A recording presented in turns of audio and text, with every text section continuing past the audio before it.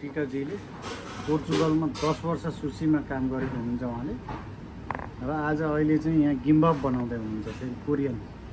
यो चाहिँ उहाँले फेरि सुसी होइन भन्नुहुन्छ यसलाई, यो सुसी भन्दैन नि होइन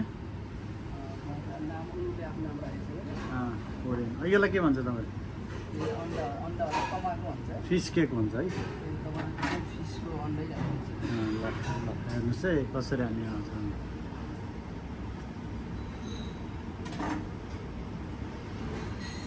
ओके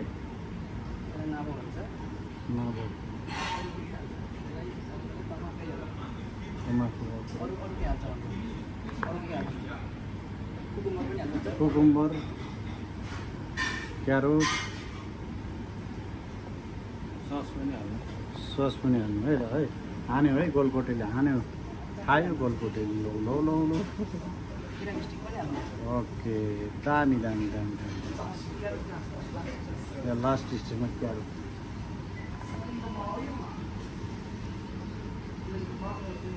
ल है राम्रो राम्रो राम्रो धेरै राम्रो राम्रो हो यसरी। बस ल टेकाओ मायोनेज हाल्नुहोस् है। अन्डा हालिन्छ हामी त्यहाँ।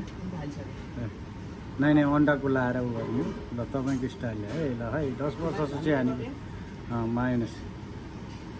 बस बस बस बस धेरै भयो। ल फोल्डिङ ल यस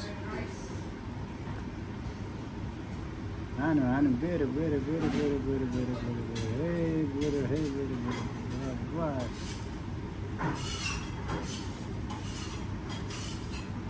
भाइ।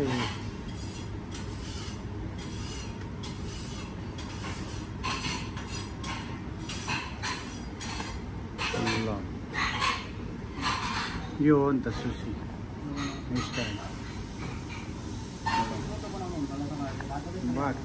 ल डन भयो।